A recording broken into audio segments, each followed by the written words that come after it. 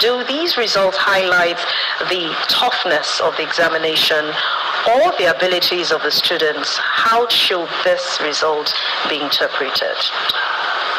Summary is Jamb is on trial.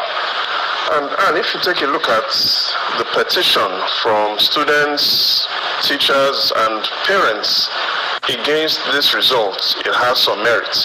Again, if you look at the defense that Jamb has put out, there is strong merit from Jamb as well.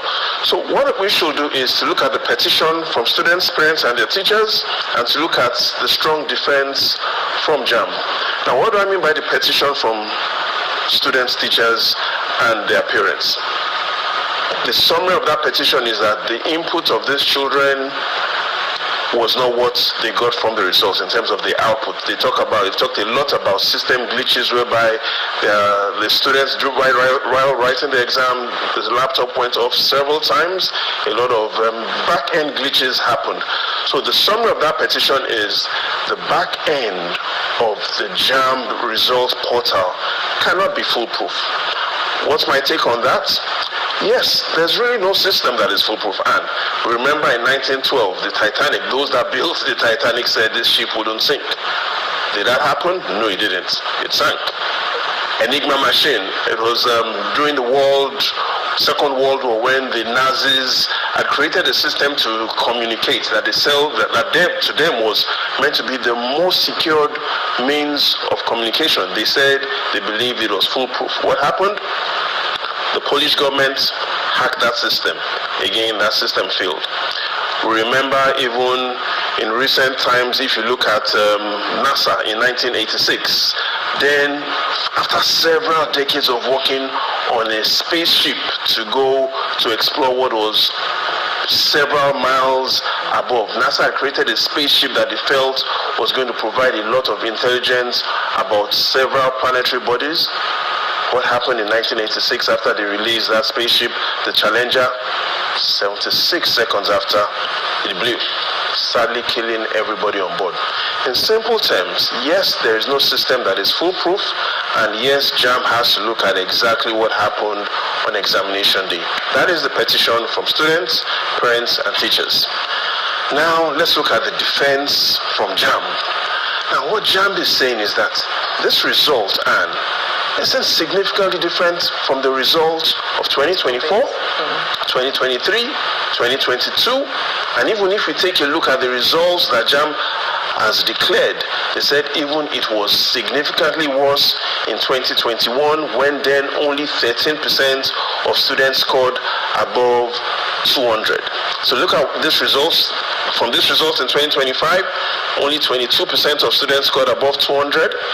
Not significantly different from 2024 when it was only 24%, neither significantly different from 2023 where it was only 22%, 23%, and 22%. So the position of Jamb is that failure is becoming the new normal.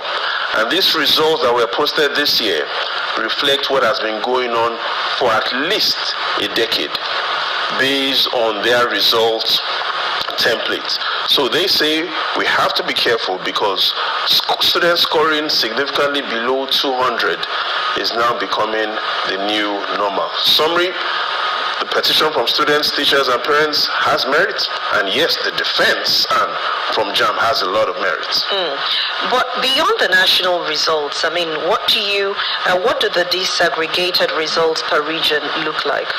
So, as of this week, Jamb is yet to fully release the results per state or per region. But what we understand is the pattern hasn't also significantly changed from last year. So if you take a look at what exactly happened last year, it allows us to understand a bit more of the problem and how we can get solutions. Here's what I mean. Where do most students live? The evidence we have today shows that most students that wrote Jamb last year, out of the 1.9 million students, majority of them from southern Nigeria. If you look at the number of students that live in the southwest, 659,000 students that wrote the examination last year, significantly more than even the students that live in the northwest and the Northeast. So what this also points out is that we clearly see that there is a challenge of students writing these exams, especially in the Northwest and Northeast. Again, imagine if students are writing Jamb in the Southwest region are more than the combined students writing Jamb from the Northwest and the Northeast. But beyond looking at where students live, let's take a look at another critical question, which is who is writing Jamb? Because that allows us to clearly understand, yes, we've seen the distribution of where these students write Jamb from, but we also need to look at where are these students from in terms of their state of origin, because it clearly allows us to see if there are educational challenges and what might happen in future. And if we take a look at that template that allows us to clearly look at what happened